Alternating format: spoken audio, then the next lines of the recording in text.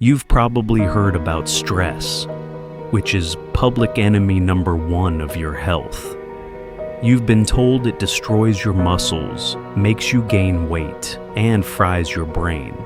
Well, today we're going to debunk a myth. We'll talk about cortisol, the famous stress hormone. In the previous video, we saw how to master dopamine to hack your motivation, and how the 3-2-1 protocol helps save your sleep. In those stories, cortisol briefly appeared in the shadows, like a supporting actor who could ruin your nights if it showed up at odd hours. But today, cortisol takes center stage. And I promise you that what you're about to discover will change your daily performance. Throughout our lives, the common narrative demonizes this molecule, portraying it as a biological poison. Real science, however, shows us the other side of the coin. Cortisol isn't a killer. It's the invisible architect of your cognitive and physical performance. It all comes down to a single variable: time. We need to ensure our cortisol levels spike at dawn. This will allow us to flip the switch to mental clarity, relentless focus, and physical energy for the rest of the day. The problem isn't the hormone itself, but rather that our biological clock is out of sync. Get ready, because today we're going to learn how to tame cortisol and put it to work for us. Deep science, the HPA, axis and the CAR. To understand how to control this hormone, we must first journey into the depths of our brain. Imagine our body as a multinational corporation with many interconnected systems. Cortisol isn't released randomly. It follows a strict chain of command known in neurobiology as the HPA axis: hypothalamus, pituitary, and adrenal. Let's say the CEO of this multinational is the hypothalamus, a brain region that constantly monitors its environment. When it detects that it's time to spring into action, the hypothalamus sends an urgent email, a hormone called CRH, to its CEO, the pituitary gland. Without hesitation, the pituitary issues an executive order through another chemical signal, ACTH, which travels through the bloodstream to the factory workers on the ground, the adrenal glands, located just above your kidneys. They are responsible for producing and releasing cortisol.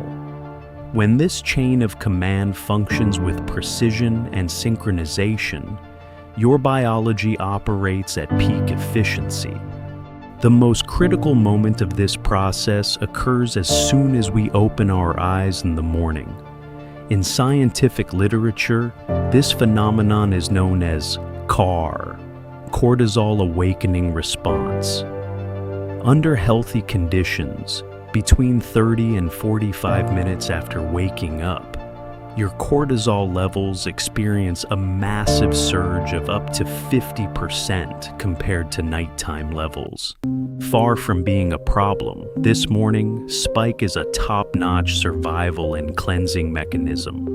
It acts as a biological shot of natural caffeine, raising blood pressure, mobilizing glucose to provide immediate energy to our muscles, and activating the detoxification systems that clear metabolic waste accumulated in the brain overnight. Essentially, the CAR, acute cardiovascular reaction, is the alarm that jumpstarts our body and clears the mental fog of sleep. This isn't just a theory. In a landmark study published in 2003 by Dr. Prusner's lab in the journal Psychoneuroendocrinology, researchers discovered something fascinating. By meticulously measuring participants' saliva, they demonstrated that the magnitude and sharpness of this morning cortisol spike the CAR, is a direct predictor of cognitive performance throughout the rest of the day. People who registered a steep and well-defined cortisol curve upon waking showed superior working memory, faster information processing speed, and incredible mental flexibility for solving complex problems under pressure. In contrast, those with a flat or weak spike suffered from chronic fatigue and mental scattering. The secret to a sharp mind isn't avoiding cortisol. It's ensuring it spikes at the precise moment you wake up. The dark side, glutamate and hippocampus. But what happens when this perfect machine goes haywire? If the morning surge is like starting your car's engine to kickstart your day, chronic stress is the equivalent of leaving your foot flat on the gas pedal, in neutral, for weeks, months, or even years. When the HPA axis doesn't shut down, cortisol ceases to be the architect of your performance and becomes a destructive force for your brain. The real danger begins at the molecular level with a silent neurotoxic mechanism. When your cortisol levels remain consistently elevated, they directly impact your brain chemistry, triggering a massive and uncontrolled release of glutamate. Glutamate is the main excitatory neurotransmitter in our nervous system. We need it to think quickly and stay alert. It's the brain's electrical spark. However, high cortisol levels block the clearing systems that reabsorb excess glutamate. The result? The space between neurons floods with glutamate, creating a biological nightmare scenario known as excitotoxicity. The neurons become so overstimulated, so stressed, that they literally burn out and die from energy depletion. And the collateral damage isn't just anywhere. The area most vulnerable to this chemical attack is the hippocampus, the command center for memory, learning ability, and emotional regulation. When chronic stress destroys neurons in the hippocampus, your brain physically loses the ability to store new memories and process information efficiently. It's not that you're forgetful, it's that your hippocampus is actually losing volume due to the toxicity of cortisol and glutamate. This manifests in your daily life as that unbearable brain fog, that feeling of reading a page 3 times and remembering nothing, or of being overwhelmed by the smallest problem. To make matters worse, this exhaustion completely disrupts your circadian rhythm. When night falls, when cortisol should be at its lowest to allow melatonin to make you sleep, your levels are still sky high. You go to bed with an exhausted body, but a racing mind. It's the classic tired but wired syndrome. Nighttime insomnia caused by a completely reversed hormonal curve. You're destroying your brain's hardware, and you need a rescue protocol immediately. The cortisol calibration protocol. We understand the problem. Now comes the part that really matters. How to retrain your HPA axis so that cortisol works in your favor. It's not about eliminating it. That would be a fatal mistake. But about restoring its natural rhythm. There are 4 endogenous levers, backed by evidence that you can activate today without spending a penny on supplements. Pillar 1, morning light, anchoring the master clock. The first and most powerful signal is direct sunlight in the first 30 minutes after waking. When light hits the ganglion cells in your retina, it sends a direct signal to the suprachiasmatic nucleus, our brain's master clock, which tells the body, it's daytime, produce the cortisol surge now. This morning surge, the famous CAR, isn't the enemy.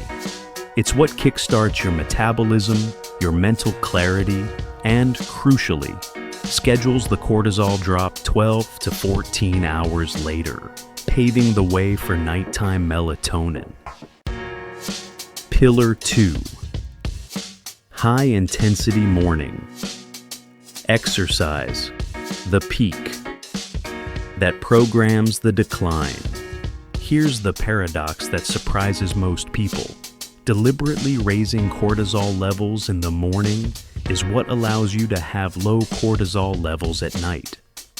A short burst of intense effort, between 5 and 15 minutes of sprints, HIIT, or heavy lifting, generates a sharp, controlled cortisol spike. Your body interprets this as the threat has passed and activates the HPA axis's negative feedback mechanisms more efficiently for the rest of the day. The result? A steeper daytime curve, precisely the pattern associated with better cognitive performance and improved sleep. Pillar 3. Intermittent fasting, stabilizing the baseline. Fasting for 12 to 16 hours, especially by extending the overnight fast into the morning, has a dual effect. First, it optimizes the pulsatile release of growth hormone during deep sleep, a process we already know from the 3-2-1 protocol, and GH acts as a metabolic counterweight to cortisol. Second, it prevents insulin spikes that indirectly keep basal cortisol chronically elevated. A body that isn't constantly digesting is a body with a calmer HPA axis. Pillar 4. Tactical breathing, the emergency switch. For acute stress in the moment, that tense meeting, that notification that triggers the amygdala, there's a direct manual switch on the HPA axis. 4-4-4-4 breathing.